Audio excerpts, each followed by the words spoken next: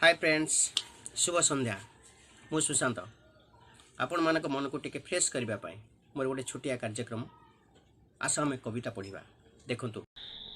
नमस्कार दर्शक बंधु, मु सुशांत कुमार परिडा आज आपण मानक पई नहीं आसी आउ गोटे कविता।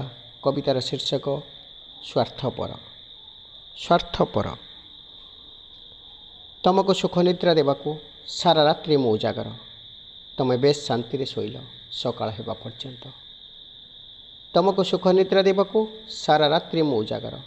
तुम बेस शांति रे शोइल सकाळ हेबा पर्यंत। तुम उठिल चलीगल घृणा और अश्वार मुह नहीं, किंतु भाभी पारिलनी एमिति एक कालरात्रि रे कौन कौन अघटन घटी किए सामना करिथिबो परिस्थिति। तमे उठिल चलीगल घृणा और अश्वार मुह नहीं, किंतु भाभी पारिलनी एमिति एक कालरात्रि रे कौन कौन अघटन घटी किए सामना करिथिबो परिस्थिति।